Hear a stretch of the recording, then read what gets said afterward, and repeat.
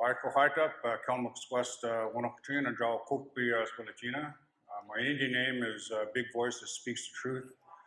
I'm the chief of my community of Spalatin. Kukstako Kalmukha the Tamilk, I give thanks to the ancestors of this land. Kukstako to the Kukukpi, Squamish, Salutut, and Musqueam for allowing us to do this work here. It's very important. So I just want to say and start that off. You know, when Prime Minister Trudeau echoed his words in Gatineau, and those of you that were there, that he talked about renewing a nation-to-nation relationship based on recognition, rights, cooperation, and partnership. You know, and it was really important, you know, for our chiefs that were there, and also other chiefs when they heard that echoed by the Prime Minister of this country. So what we see this as is simply this. We're talking now today with Canada, but what it is, it's unfinished business of Confederation. In 1867, when Confederation Canada became a country, Section 9124 was embedded in the British North America Act. And those of you that know that where that comes from are two international treaties with Indigenous nations. First treaty was the Royal Proclamation of 1763. The second one that's not talked about much is the Treaty of Niagara, which was a year later in 1764. And we know about that not by the history books from the Soho Nation's perspective, we know that by our oral history. Because word was sent across the country that Canada was talking about implementing the Royal Proclamation. And they're gathering leaders in Niagara, and the Treaty of Niagara. There was over 2,000 Indigenous leaders. And that's why we know about the Treaty of Niagara, that talks about the principle of coexistence, that talks about the two-row wampum belt. And I think we have one of the leaders here from the East will speak to some of that. But that's what our leaders know. And that's why we say that today, what we're really doing is talking about unfinished business of Confederation, the interpretation of Section 9124, and then the Section 35 that's talked about today after the constitutional debate and repatriation in the 1980s. We have to know and understand that the Crown asserted their sovereignty in 1846, and again, based on the doctrine of discovery and based on the doctrine of terra nullius. As we know in the Supreme Court with the Silcotin decision, they struck down the doctrine of terra nullius. The land is no longer empty. It says that in the Supreme Court decision, and we should understand that. But everything that's been going on since then is based on the doctrine of discovery. We need to know and understand that. You know, we have a leader south of the border here that's very protectionist and very sort of, how do our elders put this? With crazy people, you got to give them a little space. You know, you got to be kind to them because they're not all there. But what's important for us is this. In 1858, the Soho Nation, the Silks Nation, and the Lefebvre Nation went to war with the U.S. militia. It's called the Fraser Canyon Wars. We entered into treaties with the U.S. militia, 10 of them, with Schneider. They're called the Schneider Treaties. So even though the Crown asserted sovereignty, we protected the invasion of the gold miners into the interior of British Columbia. Our oral history talks about how our warriors amassed and around our area and all the leaders came together, and how we went over there to protect and work with our relatives in Lefebvre. So the sovereignty of Canada is just an assertion. It's a falsehood. That's what Canada is built on. We have to change the dynamics of Canada. So I think it's really important to know and understand after that war, from 1860 to 1871, when Confederation happened for British Columbia, is when germ warfare was introduced to our people. Smallpox, where it originates from, where it comes from, and how it went into the interior, and how it devastated masses of our population. So you got to think about this in the context of Confederation and what was going on in terms of Canada. The things you don't read in the history books, but we know as our truth because we lived it. And we're the survivors of that Holocaust. So we think about those processes, and we fast forward to 1910. Many of you may have heard of the Sir Wilfrid Laurier Memorial that was given to the Prime Minister of the day. Our ancestral leaders were really clear about the relationship with Canada. It was on a nation-to-nation basis. It was based on reciprocal accountability. It was based on treating everybody to be brothers and sharing everything equally, 50-50. We would stand each other up to be great and good. Those are the principles we still bring to the table today when we're talking with Canada. And it's really, really important. In the 1910 memorial, they talked about things that really talked about the essence, that we rejected the Indian Act, we rejected the reserve system very clearly in 1910. There is not of our making, these boundaries they put up around us. That is not who we are, that is not our land. It was clearly rejected in 1910, but it still was imposed upon us. And then we fast forward to 1969, Trudeau. Not this guy, the other guy, his father. You know, and what he did in 1969 was to solidify the national voice of the Indigenous people with his white paper policy on looking at how they would transfer the responsibility to the province. And all those things would go to them, and how that solidified a national voice for our people. And I think it's important to understand that what Trudeau tried to do, not this one, but his father tried to do in 1981 and the 80s with the patriation of the Constitution, was to entrench that transfer of 90 from us into 92. He was trying to do that in the constitutional process, and we opposed that. Right across this country, we stood up and said no, that Canada is founded on three nations, the French, the English, and the Indian nations. And we lobbied right across the UN in New York. We lobbied in Europe. We went right to Buckingham Palace. We did court cases at the UK to say very clearly that Canada cannot sever our relationship with the Crown in that matter, because it was nation to nation. The end result is Section 35. But as most of you know, Section 35 is unfulfilled, because they went through a number of constitutional conferences and it never really entrenched what we really need in that process. The closest came was the Charlottetown Accord, but it was voted down. The reason I give you all that background before I start talking about what our community has done is that really what we did in 1980, 79 and 80 was to stand up our law for our children. And our community at the time was only 350 people. And what we did is, because of the 60 scoop that you hear about today, because many of our children were coming back, and I was one of them, back into our community as a young man, saying, well, what's happened here? Our community was devastated by the 60 scoop. So we turned to our knowledge keeper and our elders and asked this question: what did we do before the imposition of white law on us? How did we look after ourselves? And then they said, look, at what we did, we had an Indian court system. We had a judicial system. We had police.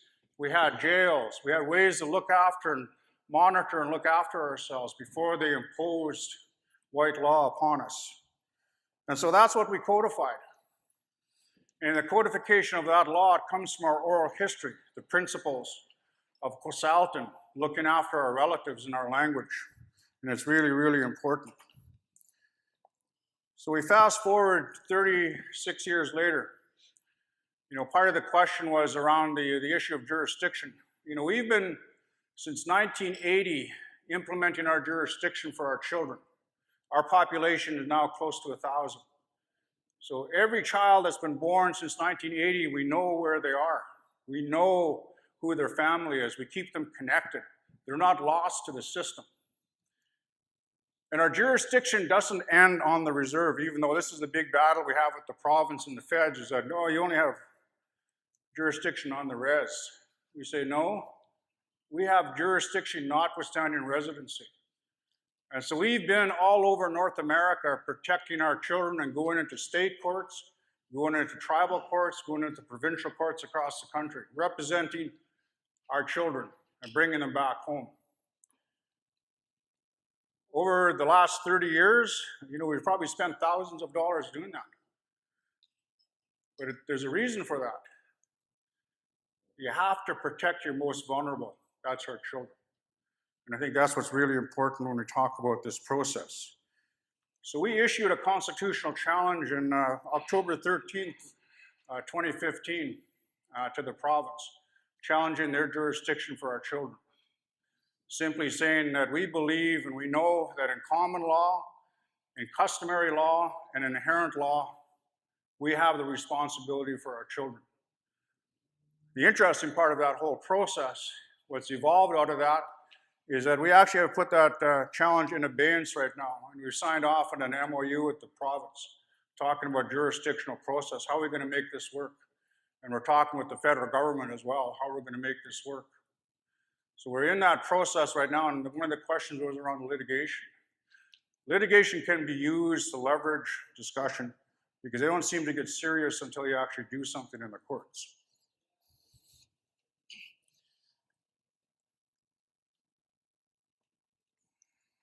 Wilfrid was joking earlier, I'm really serious.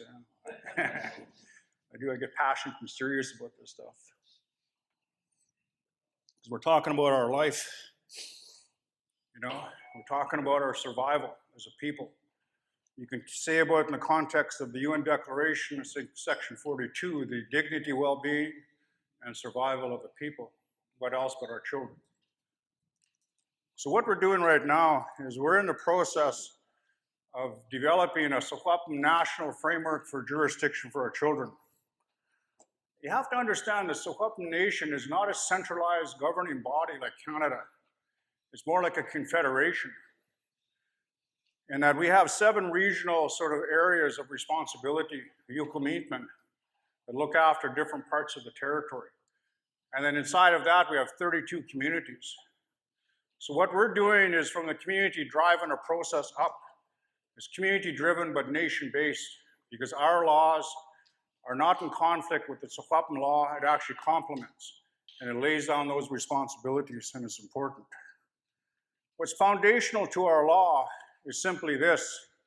It's founded on kinship, or in our language, Akwasasne. Because in our practices and in our oral history, it's embedded that when we say all our relatives, we're not just talking about the two-legged, we're talking about the winged ones, the finned ones, the plants, the medicines, the water, on and on. Our belief is everything is a living being, and it's our relative. That's why we're here, and it's important. But also the foundation really is about family and children, and in our language, those yet unborn. And so that's the foundation of where we're starting and looking at how do we rebuild the Shuswap Nation. We rally around our children and rebuild our families. Because the war on our people was a war on our children. If you look about all the stuff since Confederation, all the laws that have been put forward federally and provincially, they're really intended for one purpose, and it was genocide. And I think we need to be clear about that. So they took a war on our children, so we have to stand up our children first in this process. It's important. We just finished a 4-year project with the University of Victoria. And what we're doing is through their law department, we've set up sort of a process to look at their model, the methodology is around taking the oral stories and translating that into law. And it's a good start, but we need more Shuswap in it because the law is really embedded in the language. And that's what's so critical to the process. And we really see this as an opportunity to really establish a Shuswap Law and Language Institute that'll be there forever for our people and based around our children. Because we need to weave our language throughout everything we do in our laws. Our language is that web of life between everything. And I think it's really, really important. One of the things in the nation-to-nation process, I think that's important, in our discussions with Canada, we've been now, in the last 9 months, going into our communities, and we've talked to about 600 to 800 of our people. But what do they see as a nation-to-nation agreement or a nation-to-nation process with Canada. One of the things our people are saying, look, this can't be a final agreement. We're not looking for a final agreement of any type. What we're looking for is a living agreement with Canada, because we're going to evolve as a nation, as Canada will get out of their infancy state. You know, they're only 150 years old, we're thousands of years old. They need some time to catch up.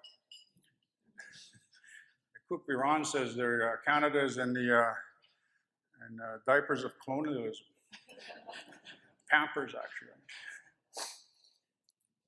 But really, the living agreement has to be based on what the Prime Minister said: recognition, rights, respect, and reciprocal accountability. It's got to be a living agreement. We're not going to one-off this. We're talking about our survival as a people on this land that we've been here for thousands of years. The other thing that's really critical in a nation-to-nation process we're talking about is a fiscal relationship. And it's not programs and services.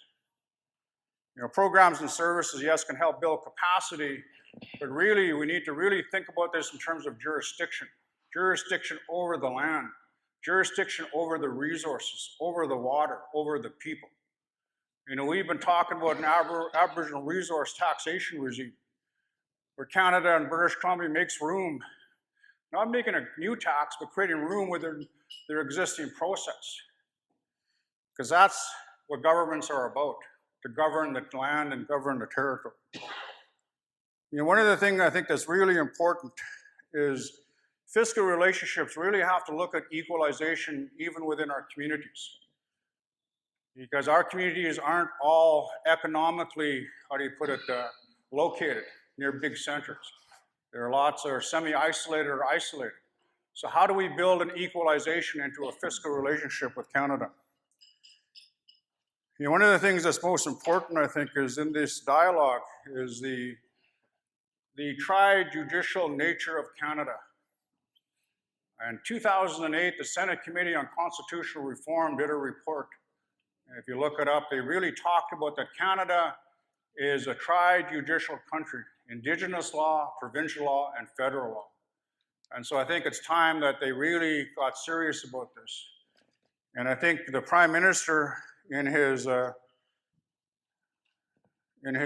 words and in his campaign, actually talked about real change. And if real change is going to take place, it's got to be based on recognition of our title and our rights. And it's got to be based on a constitutional construct where we are one of the founding nations of Canada, and it's built around our children. How do we build jurisdiction so we look after the most vulnerable in our communities? So thank you. Thank you. I want to acknowledge that we are in the unceded traditional territories and homelands of the Musqueam, Squamish, and Tsleil-Waututh peoples. It's important to have this acknowledgement from a City of Vancouver employee, because I don't think we normally think of municipalities or cities as places to exercise First Nations jurisdiction or to partner with cities on jurisdiction. And I would say that a lot of what we're doing as a City of Vancouver is quite new. A lot of what we're doing are activities that we're building from scratch. In 2013, the Truth and Reconciliation Commission of Canada was traveling across the country, as we know, collecting testimony of residential school survivors. And the city wanted the TRC national event to be hosted in Vancouver. We advocated for this event to take place in Vancouver.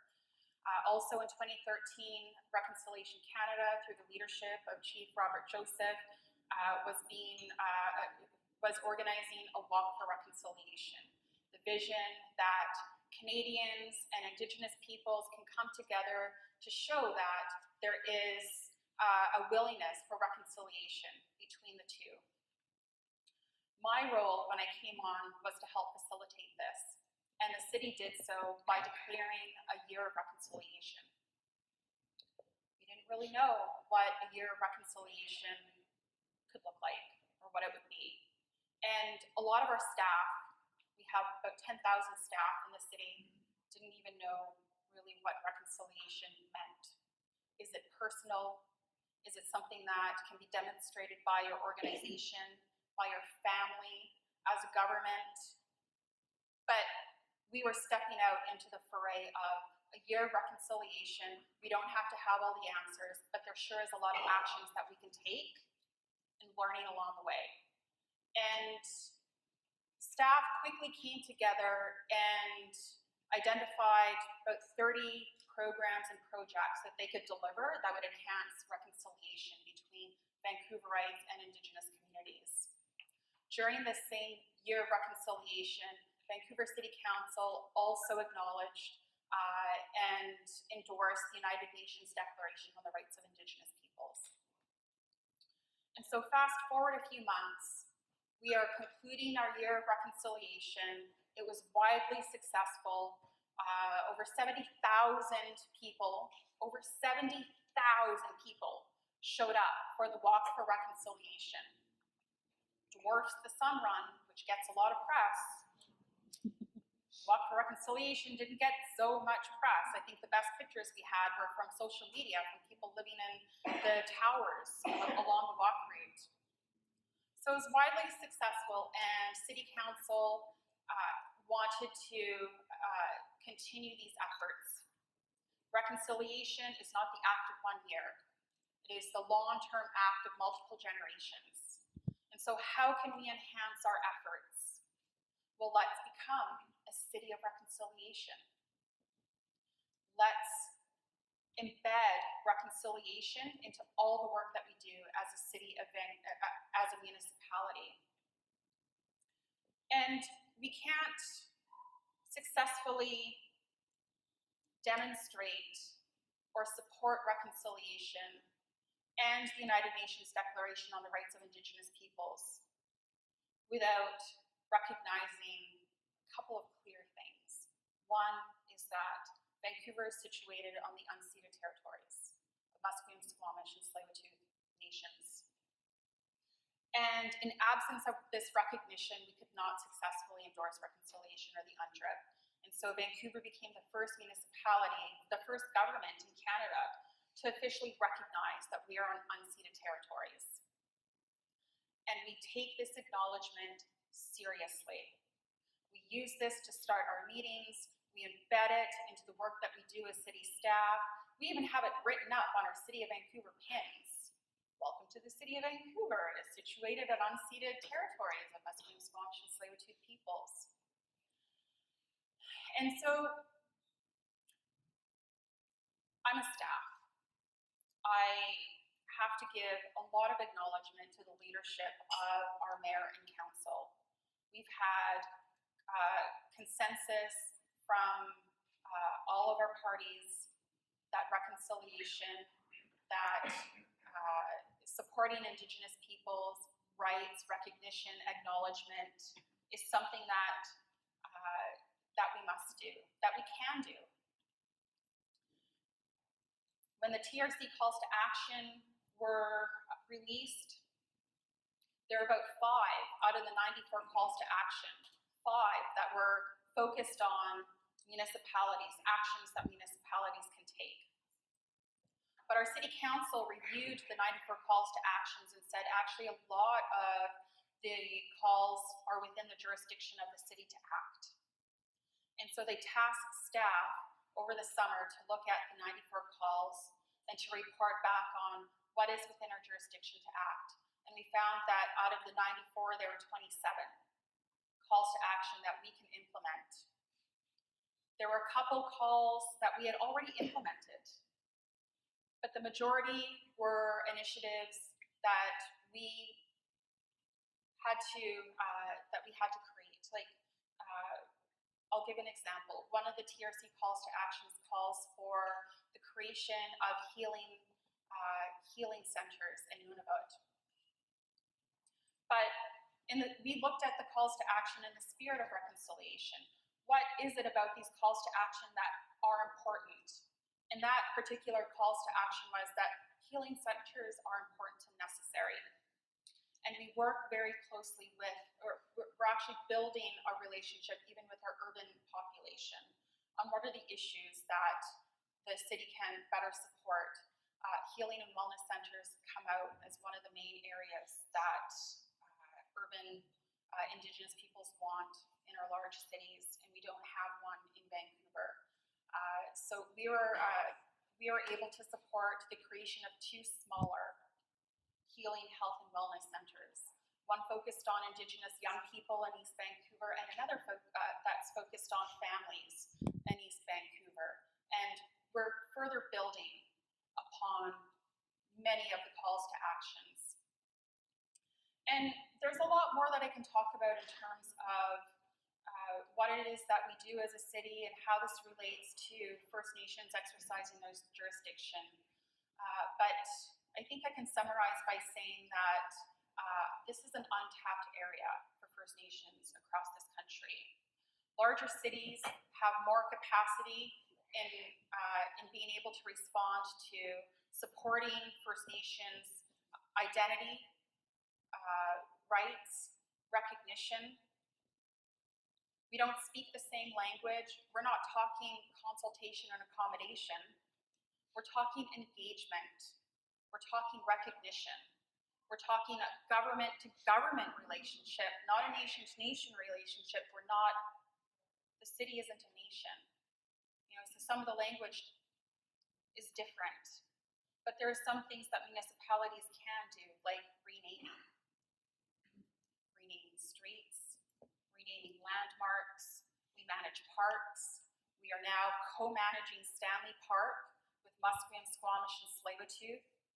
Co-management means that we're making these decisions together on how lands are treated and developed or not, and what are the policies in place that need to be developed, created from scratch in order to ensure that recognition and acknowledgement are in place.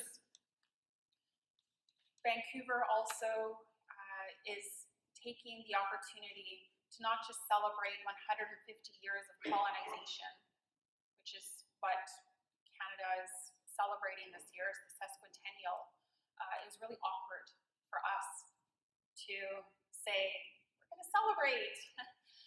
And when we went out and did community consultations with a lot of Vancouverites, their response was, we want to see recognition of Indigenous peoples first and foremost in any celebrations that the city holds. And so we've made the decision to focus our celebrations on Canada 150 plus. We are focusing on Indigenous peoples, cultures, histories, contemporary arts.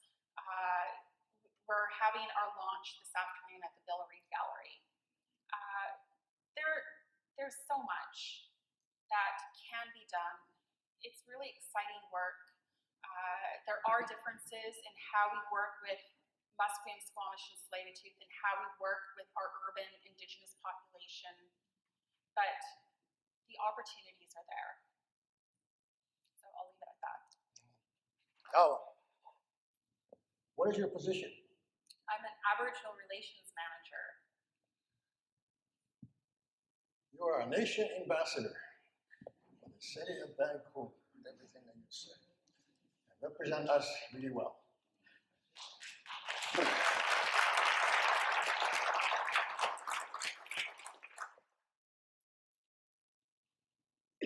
When a runner goes to another nation, it has been our long-standing tradition that the messenger runner, the first words that he would say, what's one warad? Deja was Swahungaru. Okay, that they gone. Skana Ganutonia. Nagadi, Janu Tadi, Tadihar, Ganuaradum Sura, Tomdani. I bring greetings from people back home, Mohawk Nation, from all the leaders back home, from all the elders, from all the families, from the youngest. I carry their words of well wishes to the people here, Musqueam and all the other nations. And when I get back home, they would like for me to tell them what I have seen, what I've heard. And so this week I've heard a lot of good words, good thoughts. So I feel this morning we're going to have a good day. So I'd like to sing you a short song based on one word. You can sit, listen. It's just a social song, a goodwill song when people travel. And the word is, it's a good road. It's a good path. And the elders used to sing it when I was small, from grandmothers painting clothes to ceremony time. And when you're here, all of a sudden you start to look around and you appreciate the sun, the animal, the birds, the songs, that everything else that nature provides. Yo hi yo, yo hi yo, yo hi yo, yo hi yo, yo hi yo, yo hi yo, yo hi yo, yo hi yo, yo hi yo, yo hi yo, yo hi yo, yo. Yeah.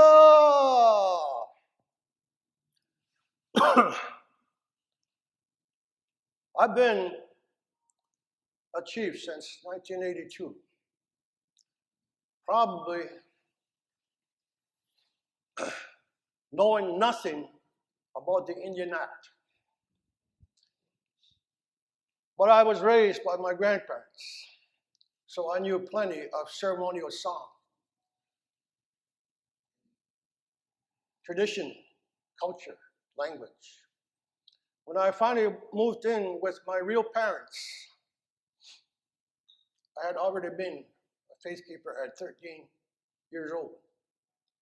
So the strength that people saw when I became an adult wasn't from learning, book learning. Matter of fact, it was the opposite. When you speak your own language, you have difficulty speaking another language if it's always in your head. The sounds of culture are always in your head. As the elders will tell you, you learn your history through listening. And so I had a reverse adjustment.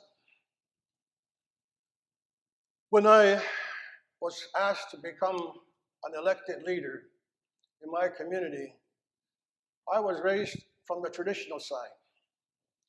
And the traditions of the Mohawks are strong.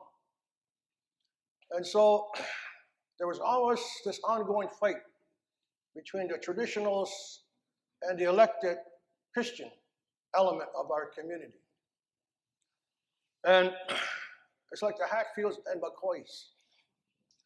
And so they said, we need peace in our own nation, in our own community. And when people come out of residential school and they come out of church, you know what they're taught? To hate your brother who is traditional. And they used to call the traditional longhouse people the people who stick feathers up their rear end whenever they have a ceremony. I went through that when I was small, getting everything together. What little I had by way of a headdress, something that was passed on, rich cloth, beadwork. And the ones that were kind of like going to church would say those things. And so you grow up. And when I went to school, the priest that came to our school to teach catechism singled me out. Took me to the front of the classroom and he said, this boy's going to go to hell. So you can appreciate in that environment, people that went to residential school, what did they learn? What were they taught? Because they took anything that is traditional, what is cultural and spiritual, away from you. They denied it. Now, I want to stand here and tell you that being raised with traditional values being taught traditional songs and speeches of ceremony equips you for life later on. If you deny that, then you're walking with a vacuum. And what happened, when I had no idea what is the Indian Act, the Indian agent had left not long when I come along. We live on a river, the great mighty St. Lawrence River. And on that river, our people fished. High steel workers came and fished the river, and they would provide for their family. Except around that time, Quebec and Ontario, conservation officers were arresting our people for fishing. They weren't subscribed to buying provincial fishing licenses. They wouldn't do so. So they took their boat, their fishing equipment, their motor. And so I came along at a time when all this was going on. They told us we didn't have any jurisdiction of our own. The side that I grew up on, we had everything. They taught us that the first treaty in North America, one of the original ones, was called the Two-Row Wampum. And it spoke of coexistence. It started with the Dutch, the English, the French, the German, and all these in our traditional homeland. They would come and say, we need some land. And the Haudenosaunee said, in order to live together, we must come to an agreement. And so the discussion began. They're called treaty councils. Someplace around Albany, New York is now central. Mohawks were responsible for the eastern doorkeepers, they were called. So from Montreal, halfway to Quebec City, Boston, Eastern Seaboard, all that area, they had relations. The Senecas, western doorkeepers, controlled Buffalo, Great Lakes, down south. The Onondagas were the capital. That was our Ottawa. That was our Washington. They were in the central. And in between us is the younger brothers, the Oneidas and the Cayugas, 5 nations. Later, the Tuscaroras joined. They were so large that they joined as a nation. They later became known as the 6 Nations. And so in those times, when they met, you can then visualize the different mindset, the different thoughts. Because the English talked about their father, the king, will be your father. You will be his children. We will take care of you. And so, all the nice talk, the next day, Haudenosaunee responded. And they said,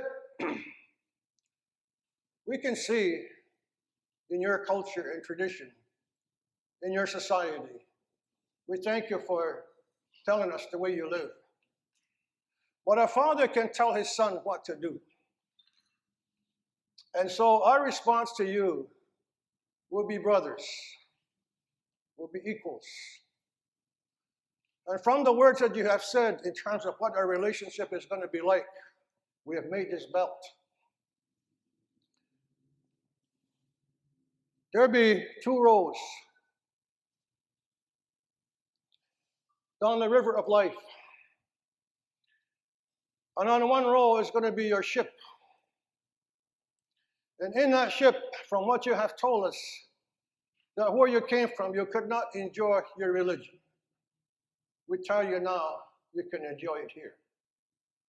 And your way of life and your traditions that you had trouble living a certain way over there, you can live that life here. And so, your ways of governing yourselves will be in that ship. But on another row is our canoe.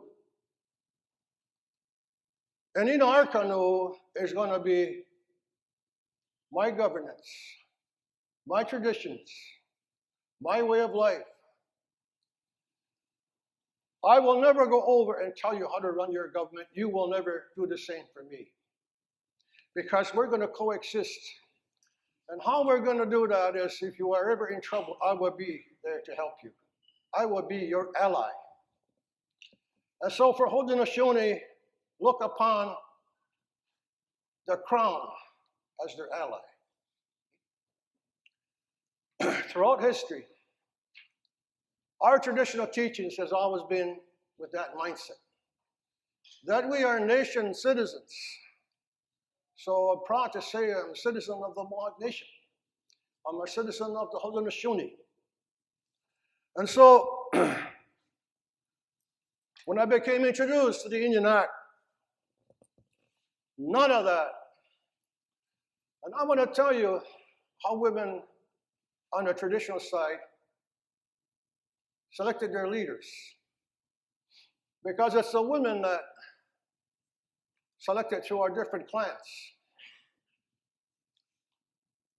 In a message of passing on good wishes to the people who are the landowners, traditional here, they also acknowledge the women. And in that acknowledgement back home, the women of the various clans, I'm Wolf Clan. My mother is a clan mother in a traditional side. The women of that certain clan would all get together of the same clan. They knew which women were going to have baby. And they watched that from the time they crawl on the ground to when they walk, to the time they hunt, to the time they provide. The women of the clans knew who the leaders were going to be, who was going to be a good provider, who was the man of honor, of truth. They had no trouble selecting who's going to be a good leader. And so when the condor ceremony happened, it means a leader had passed and another one would be replaced from that clan. That was our traditional governance. That honor system was built in. Truth, respect, all in a man. So when the women selected, you knew he was going to be a good man.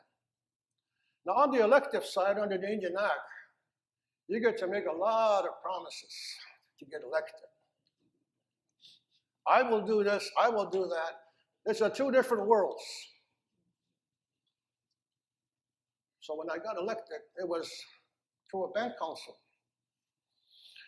And in that 12 chiefs, they would select one head chief. That's how I got in the first time. So when I walked around the community, and I need to tell you why I was asked to become an Indian Act chief.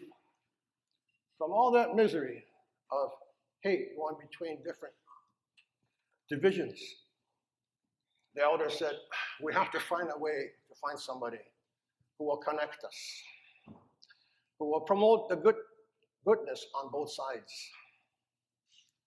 So I watched this growing up, the harshness, the way our people treated each other. And so when they said, you must consider running, a well-respected elder in our community ran 3 times, and he tied actually, but they wouldn't let him be a leader. They'd lock him out of his office, they locked him in the office. An elder, well-respected, Ernest Benedict, some of you may know him. Ernest Benedict turned around, he went to the elders and he said, you've got to find somebody younger. I can't do much more of this. So that's when they said, Mike's popular around here. I didn't know what I was in for. They said, 1 term, Mike, just turn this around. Set us on a good road. That man who said it 30-some years later, a few years back, I went to see him, he's on his deathbed, and I said, Ernie, when is that 1 term going to end? So remember the story I was telling you about when I became chief, that our fishermen were getting arrested for providing for their family, and the boats were confiscated by provincial conservation officers. Well, I took a bunch of young guys and fishermen. I said, tell me, who is it that's taking your boat? So we went on the river. Sure enough, within a half hour, the conservation officer shows up. I asked him, are you the one taking my friend's boats? Motor? Yep, you got no license. Do you have a Mohawk Nation license for fishing in our river, for riding around in our rivers, traditional waters? What? Sir, this is our waters. You're trespassing. You didn't ask for permission to be here, so I'm taking your boat.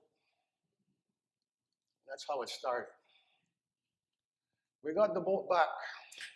I went to the police station. Then I phoned where his bosses are. I says, I have your boat. He says, how do we get it back? When you return all those boats you took, that thing went from local to the district to the region to the Premier of Ontario office. Within 6 hours, the Premier of Ontario was calling and said, young chief, you don't realize what you might be doing is setting off an international crisis because you're in that area. Now, Akwasasne is a complicated geographic community. The islands, the international border doesn't run a straight line down the middle of the river. There's zigzags around islands. 1 minute you're in Canada, the next minute you're in the United States, you're in New York State, you're in Ontario, you're in Quebec as you drift down the river. So the Premier, somewhat well known by now, he's a new Premier, calls me. And he said, we just had an election in Ontario too. And I want to have good relations with the Indigenous people in Ontario. So, well, how can we fix this in a peaceful way? So I told him what was going on. He says, those boats will be returned. But I have to find them. You need to give me time. So 8 o'clock in the morning. He said, that's impossible. I stuck to that. 8 o'clock in the morning. Well, during the night, he called back. He says, they located them, but they're in Toronto. It takes 4.5 hours from Toronto to Akwasasne. He didn't want to start off on a negative relationship, so he did everything to find those boats. And he had to return. That was a start. Because in the next so many months, I says, how come we don't patrol the river? So I asked Ontario and Quebec, we want our people to watch our rivers, patrol, take care of it. They said, nope, just our guys will be on there. We are the authority. So I went back. I says, we need to make a law. If we're going to be the custodians of land and water around here, and we need to be responsible for the fish life, for the animal life, for the waters, for the land. And so the young, more educated, start going through United States conservation law, Canada conservation law. Then they went to the elders and said, what is the value of our tradition in respect to how we take care of our waters and our land, animals? Within 1 month, they came up with a Mohawk Nation law on conservation. We sent it to Ottawa. Ottawa sends it back. Department of Justice and Indian Affairs. They stripped everything down. We sent it back 7 times. And every time they looked at it, they said, you don't have this. This is ultra virus. This law already exists. We are in charge, et cetera, et cetera, et cetera. So finally, we put everything back together and we went to the nation leaders, Mohawk Nation Longhouse, and put it before them. Now, that's where I come from. I said, if you ever want to see goodwill amongst our own people, pass that law for us, because it's a specific law for Akwasasne. They went to Onondaga and had a Grand Council meeting, and they presented this. And the Grand Council, traditional Grand Council, turned around and says, we'll do it for Mike. He needs this law. At the same time, because of the refusal by Ontario, Quebec, and the feds to involve our own people in conservation, I found open in New York. They had a state troopers police academy there, but they also had a conservation program. And I said, can you take 2 Mohawks from Akwasasne to your course? I didn't tell him that we're on the Canadian side. He just said, hey, good idea. 6 months later, they come home. All that time, we've been telling our people, we got to think nation from now on. So this is a transformation. You got to think different. Because for us at that time, everything was banned. The band administrator, the band office, the band programs. You see, Ottawa, through the Indian Act, and we're a large community, 14,000. But everybody in our community was thinking like that. And I said, this is what's happened to us. We have regulated ourselves to thinking very little. We belong to a nation, no matter how small we are. And so that reconnection back to nation thinking, nation-minded. We were known back then as the St. Regis Band Council. So we started going through, what is it that we want to throw away? That name, St. Regis Band Council. We became known as the Mohawk Council of Akwasasne. The band office is no longer the band office. It's an administrative office, Mohawk community.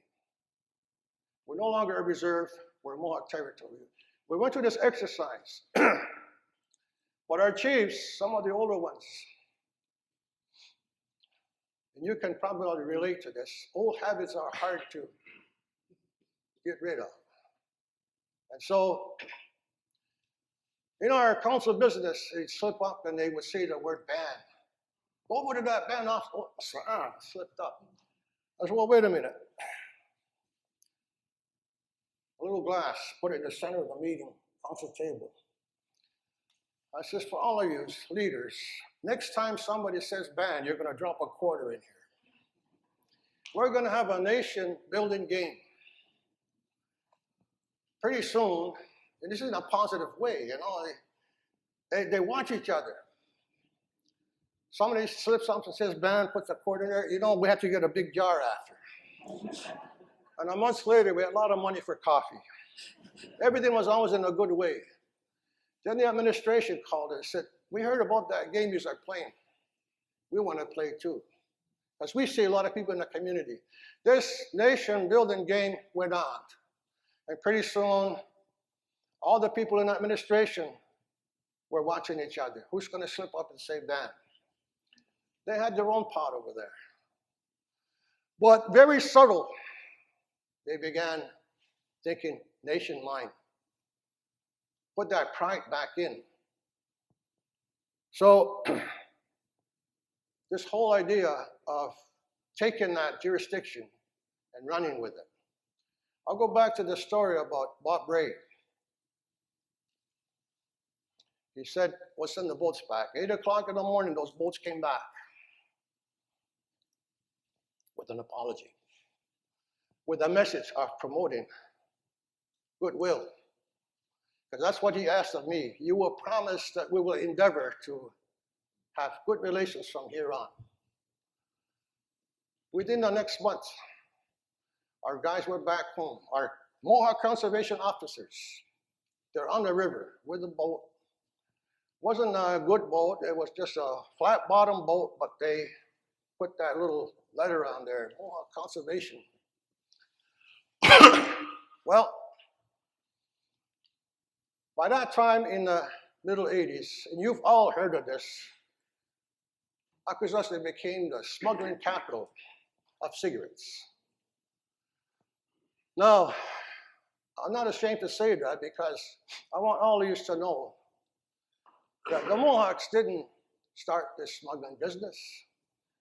It started with Laurier, Rothmans, all your top cigarette manufacturers in Canada were running cigarettes to Toronto from Montreal to Buffalo, back to Syracuse, back through Akwasasne. And because of those complications on the St. Lawrence River, police wouldn't do any patrols. And so this network started opening up. So that's when we instructed our police, start seizing all these things that are going through on the river. Because people were starting to wonder, they're starting to get scared. Came back, they're cigarettes. Put them in a bus garage. And so that bus garage started filling up. Got a visit from RCMP. What are you doing? I says, well, we're seeing stuff on our river, so we confiscated it. He says, your police don't have that authority. And the things that you confiscated, you have to surrender. You have to give it to us. I said, well, how come you're not on the river? So this thing began. Well, a few weeks later, they came back and they said, there's certain things your police don't have. I said, well, then we're going to get it. So that law that we exercised from the traditional government became the nation law. And we gave ourselves the authority to seize because we couldn't get it from Canada. The people began to see that we're here to protect the water, the animal life, the fish life, and the support came behind us. Well, we're stuck in our relations with Canada, who kept telling us we don't have the authority. We're under the Indian Act. Indian Affairs will tell you what to do. I said, nope. So I got a visit from the U.S. Customs and Border Patrol. They said, Chief, give us those cigarettes. We'll sell them for you. We'll give you the money. You can buy yourself a decent boat for your conservation project. He says, because we agree that you, Mohawks, should be patrolling your waters and looking after the fish and animal life. We recognize your sovereignty. So I learned to pit one against the other. Months later, RCMP come back. Where's those cigarettes? They're gone. But we have money, I want to show you. Let me show you my new boat.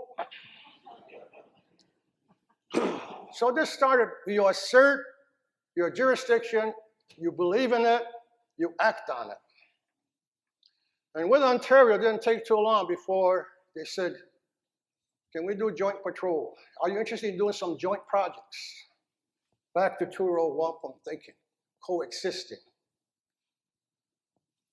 So we had come full circle. Quebec conservation officers say, we want to work with you too. Then New York State, we have some projects we'd like to involve you in. We'll all do it together. And so this threat of violence, bringing harm to one another, everybody stepped back and saw that we had a nation right, take care of our land and waters. It was all the same time as I'm learning Canadian law, Indian Act stuff. I found out we totally have no jurisdiction under that. The judges, we had 107 justices. And so anything like duck catching and small little things, they could hear that.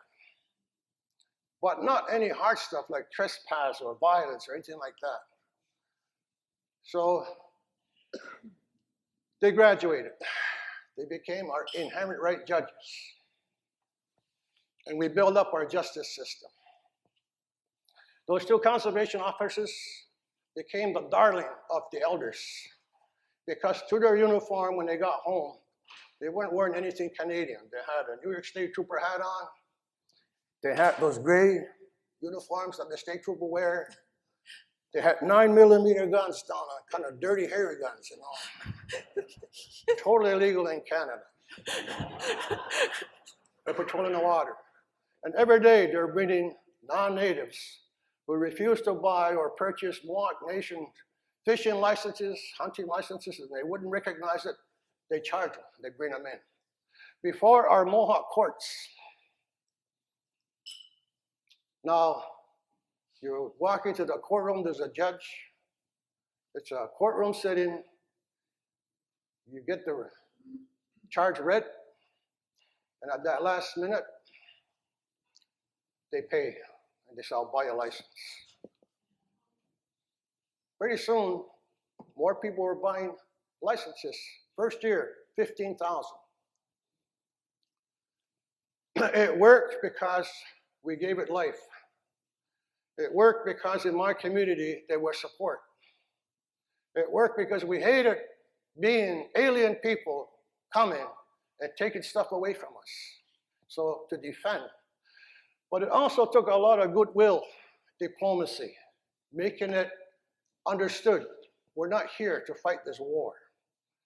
So that teachings of the true role of coexisting. So when these two conservation officers were on the river, the OPP, I don't know, it's the Ontario Provincial Police, could not live with the idea of Mohawks asserting their jurisdiction on the water and patrolling, carrying their own guns that are illegal in Canada.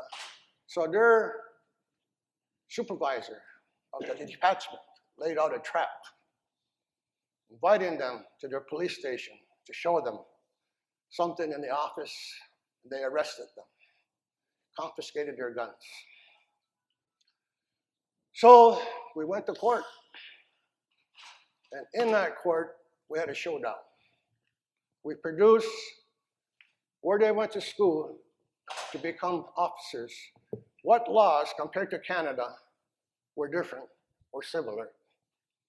By the time we got done, the judge says, those men are carrying out a judicial system and a law process. They didn't just go anywhere. They went to school for it. They graduated. They're enforcing a law that's unique to the community. He told the police, OPP, give them back their guns. The OPP said, no, we're going to appeal. So I went to Ohio. 3 judges heard it now. And they said, give the Mohawks back their guns. I saw you before. I know what you're doing. He's telling us time's up. So I'm going to finish here because I got hours and hours of stories like this on nation building. And so that's what happened. We began taking over education and set up our own school authority, school board, got our own people to incorporate hiring teachers, but also involving our culture, history, language in our school system. Our kids were failing. Right after that, in years after that, they were going to college and university. By taking over and trusting your own people to get involved in the whole nation building process, we took over health, the same thing. Put people on the health board from our own community. A little bit at a time, involving ourselves.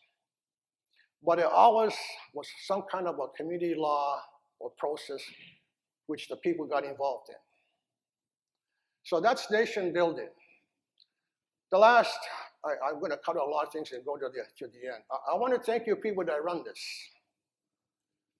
Because we don't get a chance to look around and see native, non-native, different tribes, people meeting each other and learning from one another. So I want to thank you for hearing from us, from me to explain a little bit. Because the whole premise of our being together is to ask each other, can we coexist? Now I'm here to tell you, we can. Yeah.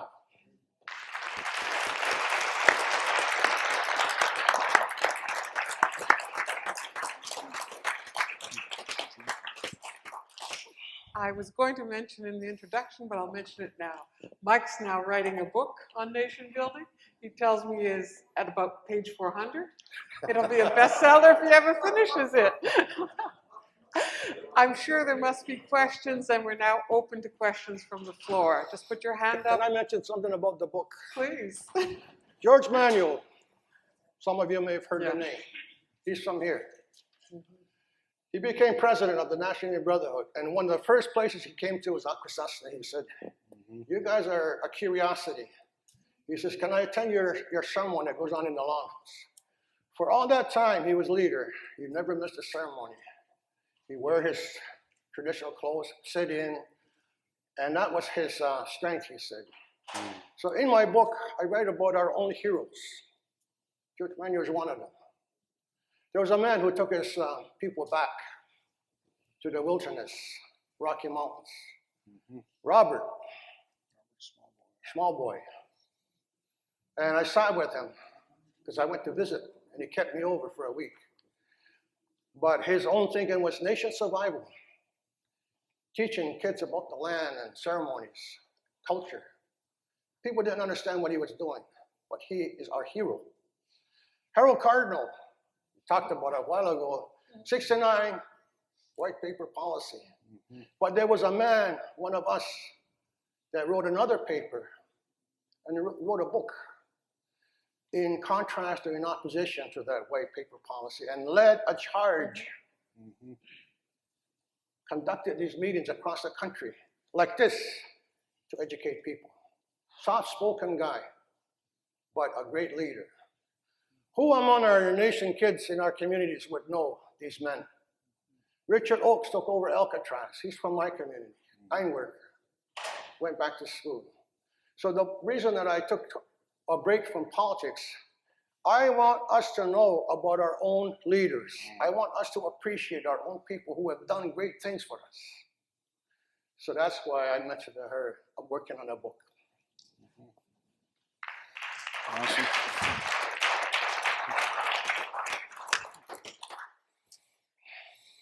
Questions?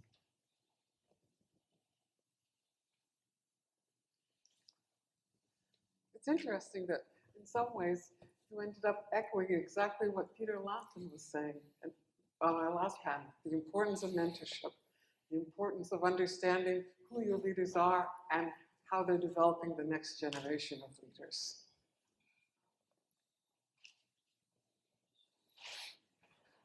I'd like to, oh, please, Wayne. I just want to make a comment. You know, one of the questions we were asked about jurisdiction outside the traditional territories.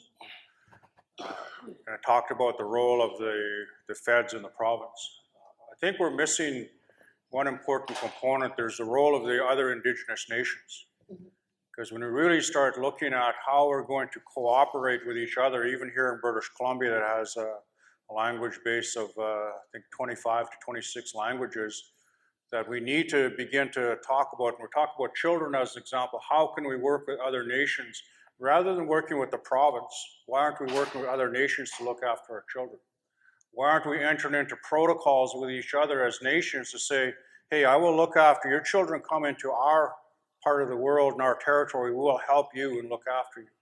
Here in Vancouver, as an example, in the downtown east side, most of the people that live here are not from here, they're from across the mountain. We should be talking to the nations on the other side of the mountain. How can we help you, help your children reconnect with who you are as a people, who they are as a people? Because that's one of the biggest things we hear from the people that are displaced through that system of child removal, is they don't know where they come from. They don't know their people. They don't have any idea. So we should be thinking about nation-to-nation protocols amongst ourselves of how we do that. And I think we really need to think about that. If we talk about jurisdiction, we talk about nation-to-nation, it is not only with Canada, it's with each other. Because that's where we're going to move. You know, really make things happen. You know, the Mohawk and the chief here talks about, we know about the Mohawks because it's in our oral history. And it's really, really important. It comes back, you know, we've got to, we talk about the Eastern Door and the spiritual connection we have. It's a spiritual alliance, actually. And our leaders have been going back and doing that. And we're talking about going back there again and renewing that. Because that's something we have in our oral history. Again, it's not written in the books, we just do it.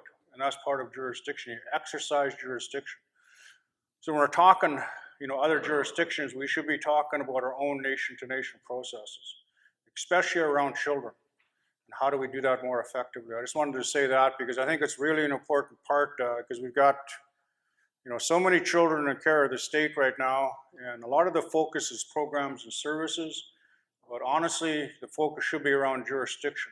Who's looking after, whose laws apply to our children? It has to be our laws. I think that's what's really important in this process. So I just wanted to say that. So one of the questions we were asked, and I thought I'd respond, is I Yeah. didn't see the concept of nation to nation amongst ourselves. Yeah, and if I can build on that, working for the city, we don't have any tools to work with other First Nations outside of these territories on a lot of these similar issues. We're dealing with a fentanyl crisis, and we're dealing with issues around Indigenous children finding their parents who have overdosed. And the epidemic is increasing. You know, the number of homeless Indigenous peoples in our downtown east side are from all over. And where are the nations in discussions with us on how to care for these people? Because we see Vancouverites as our residents. They are our citizens too, our residents. But we're moving forward to support Indigenous peoples in these lands in complete absence of other First Nations. How do we have those discussions? We have tens of thousands of Indigenous peoples here. We have an economy of scale that isn't even being harnessed. There are things that you can do in cities that you can't do in your home communities. We're not doing anything to take advantage of that. And same with housing. You know, we as a city have made a commitment to build 1,400 units of affordable housing for Indigenous peoples living in Vancouver. Awesome. You know, but it feels a little wrong to be doing this in isolation. You know, do we reach out to the political organizations? We try to do that. We hosted a gathering to support families and victims and survivors who are going to be participating in the Murdered and Missing Women and Girls Inquiry. We hosted a gathering of supports and organizations so that we can do some preliminary work to support families, victims, and survivors. You know, we didn't get responses from the First Nations organizations to support our women and our girls. You know, and I think this is an issue. But where's the space? Where is the discussion? Why is everything focused on the federal? Why is everything focused on the province? Why aren't we getting back to the people? Exactly. I agree wholeheartedly. Thanks. Wait. Gedagschum konana susgen udamtkum gesnoegentels na Elias ulten as ulten jituxas qalayn waqt. First of all, I'd like to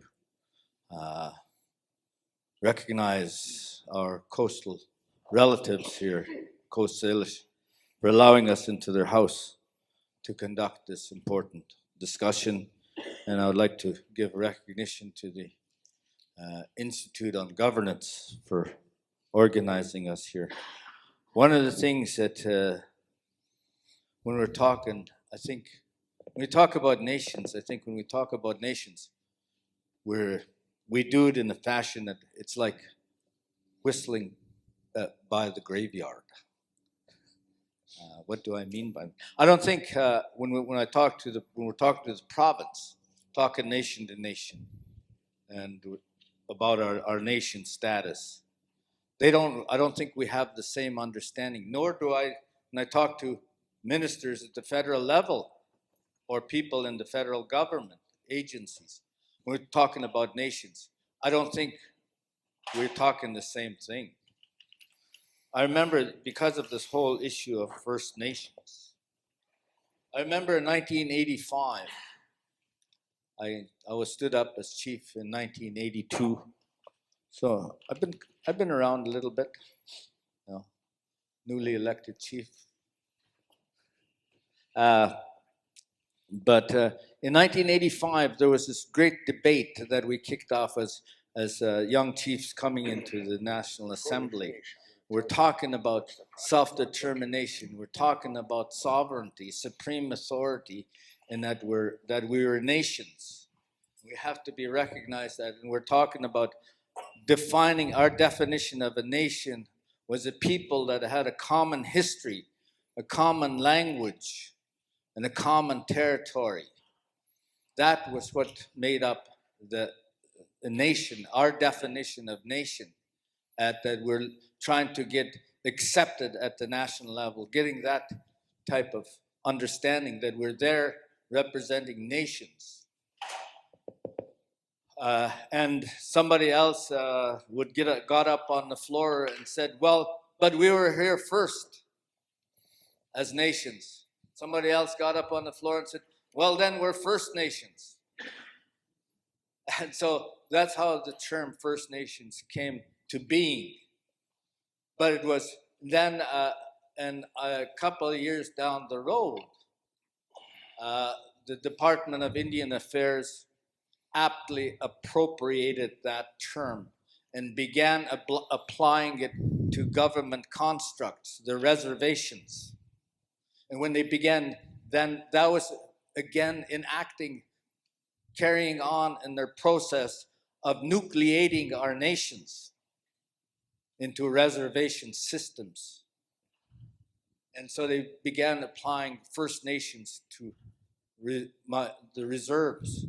I've refused to have Skeetistan called the First Nation because if Skeetistan is a Shuswap nation, then Wayne is a foreigner in Shuswap territory. You can only have one nation, that's Shuswap. How many German nations do you have? How many United States nations do you have? Ask yourself that. The strategy behind the use of our appropriation of our terminologies is important. What you say and how you define yourself is key. In the government, and we've taken up that government's term of that they appropriated our terminology and turned it against us, and they're using it against us to divide our nations by negotiating treaties with bands. You cannot have a treaty with a band. Treaties are between nations. So I object to the government's nucleation of our Shuswap nation, the divisiveness, the dividing of our nations across this country through those type of colonial tactics of divide and conquer. So I think we got to think about that term I want everybody in this room to think about when you're saying First Nation, are you whistling past the graveyard when you say that? Hoping that you're on the same terms. No, we ought to be up front and center with that term. What do we mean by nations? What, Canada, tell us what you mean. BC, what do you mean when you use the term nation? I know what it means to me. And I know what our chiefs in 1910 defined the nation as. There's a people that had supreme authority over their homelands, that had collective rights, that had boundaries recognized and respected by their fellow neighboring nations. It's in the Laurier Memorial. It's clear. It wasn't Skeetistan as a First Nation or a nation. We are part of a nation. We have to be careful of our terminology. And we need to push back on how that term is used. It's a sacred term.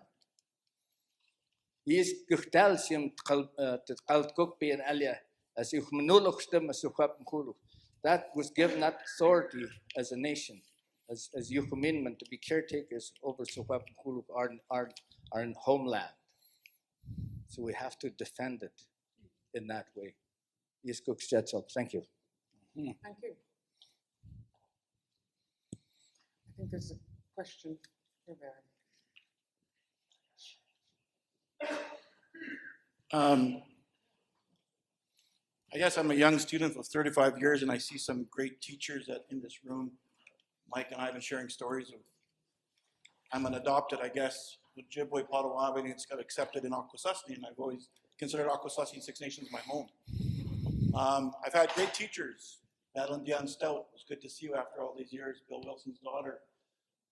Mark Leclerc, I don't think you ever thought you'd be a teacher, but you've taught me lots about the back rooms of Kelowna, Charlottetown, and Meech Lake, as well as the First Ministers Conference in the 80s.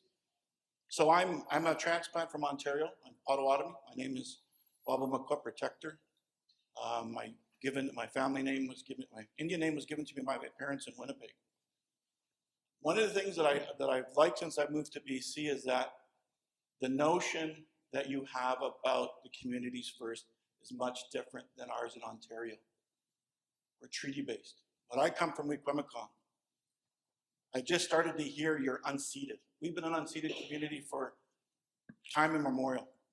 I'm Potawatomi, so I'm a lost member of the Michigan tribe of Potawatomis because we ran away from the US government. I have had some great teachers. Ernie Benedict is one of them.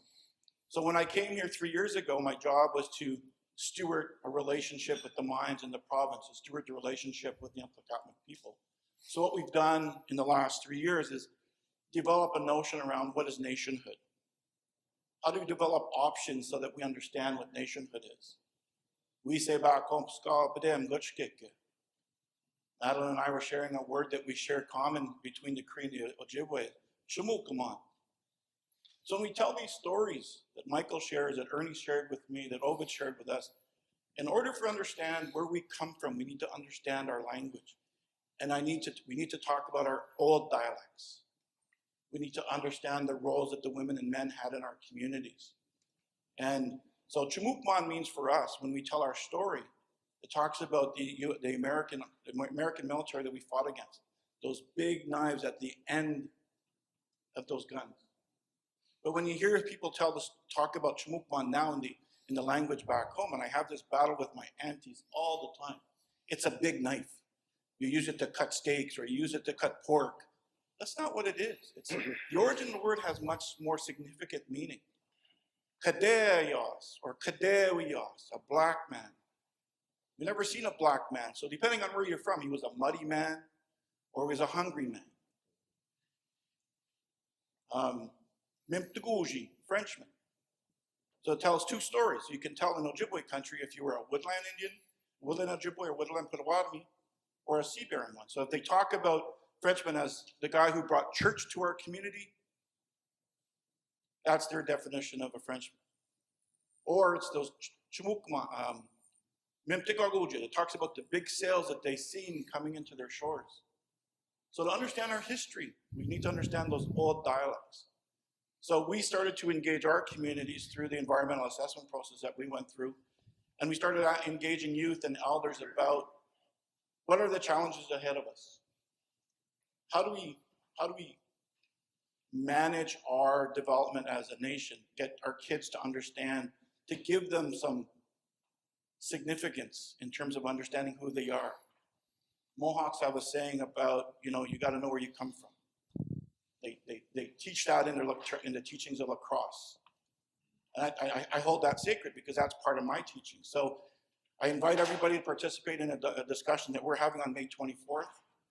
It's presenting, we have 3 lawyers that are going to present a notion or the options of nationhood, and we're going to have a panel discussion moderated by an Amplacatmic lawyer who's going to have questions to these 3 lawyers. So I invite you because it was designed considering what the youth wanted in terms of governance. And the youngest youth that participated in our governance workshop last year was 8 years old. And it was interesting to hear what his perception of governance was. And the perception of the governance of the 18-year-old was much different. That's 10 years. That's a whole different way of thinking. And when we asked the elders, when we went through this environmental assessment process, they said we're studied to death. We don't want to participate. No one listens to us. So what we did when I presented this document to our leadership, I said we need to go back and figure out who we are. So there are 238 Supreme Court decisions now that we need to use those tools. There's all of this data out there that we need to start utilizing. So I believe that we're in a positive step forward, because I know in our community, I know in Ron's community, that we're talking to the youth. And I think that's the only way we can build governance. But I thank all my teachers that are here. I thank all the participants, because I've learned a lot in the last 2 days, and I hope that you can participate. And if you want to be in the audience, I'm taking Madeline's recommendation. I would like to have a fair representation of male and females. We need to hear both perspectives, because it's valuable in building our nations. Jimmy Goch. No. I'm going to turn the floor over to Mike, who's going to tell us his next big priority. As First Nation or nation citizens, we carry a bank card. We identify ourselves under that delegated authority. The reason I took a break from politics is that I'm working on a project. I'm working with Homeland Security to produce a nation border identification, a secure one, that's gonna probably replace passports in the future. But the United States is so concerned about security as we are. But why would I want to carry a status card when I go through the border? We don't believe that. So with the support and cooperation, because the Prime Minister sent a directive to his cabinet ministers, say, I want to reestablish a nation-to-nation relationship with the First Nations. I took that to mean that we're taking over jurisdiction. So the project that I'm working on is to convene meetings with First Nations who are close to the border or even halfway that are interested in securing that kind of a card and identifying how many nation citizens they have. So I'll be going across the country back and forth, but all with the idea, it's a nation project to have our own border security identification that is secure. It will pass through anywhere you go. So I might see you down the road. Now. Any last words from our other panelists? Go ahead. I think thinking outside of the jurisdictional box includes working with groups or agencies or governments that you haven't before. I guess just the final comment is that we heard from Chief Mike about it really is about taking what we know is ours already and asserting it. It's not like the laws that we have as a people have been on the land for thousands of years. Our job is, in this generation, is to stand them up and to actually do them and to believe in them, believe that you have laws, stand them up, enforce them, and do it in such a way where you have to coexist with those around you. I think that's the lessons we've been talking about in terms of the 1910 memorial. It talks about coexistence. So I think it's really, really important that jurisdiction in the context of today's environment is really about standing up what we already know. And it's taking our oral histories, because embedded in our stories, and I didn't get into that, there are hundreds of stories that talk about child neglect as an example and how to correct it. There's lots of stories that talk about how we conduct our behavior. And out of those stories come our actual laws. And I think the one that talks about nation building is the story of Porcupine. I could go into it, but really what it is, it's about the winged ones and the four-legged trying to do what the other one is doing, but they can't because they physically can't do it. And it talks about that whole process of how do we come together then and do something about creating one nation. And that's what they did. And so that's really it's a short version. There's many stories we have like that have principles of nation building, that are principles of how we conduct ourselves. How do we deal with child neglect? And I think those ancient stories have been on the land for thousands of years. And we have to understand as a people, we need to start standing those up, and start mentoring the young people to know what they mean and to start actually putting our laws in place. Because honestly, with what's going on south of us, with Trump and his sort of, it's kind of a situation that in many ways has been prophesized. that we need to be careful of what's going on. You know, as an example, the softwood lumber tariff issue. Why is not Canada talking to the Indigenous nations about being part of that process? Because those trees come off our land. Those trees are our resource, and Canada doesn't recognize that. You know, what Trump is doing is highlighting the subsidy of Aboriginal title on the softwood lumber issue. And Canada and British Columbia better wake up to the fact that this is real. And because there's been presentations made to the World Trade Organization on this whole issue. And so I think it's really important when we talk nation to nation, it's more than just a one-off process. It's an ongoing relationship, because we're going to be here for thousands of more years. So again, stand up your laws, stand up your jurisdiction, but more importantly, stand up your children, protect them. That's really, really important. So thank you again for the organizers for inviting me here and being able to participate in this process. So, Hoekstram, thank you. Yeah. On behalf of everyone, we thank you all for sharing your thoughts with us. Once again, thank you.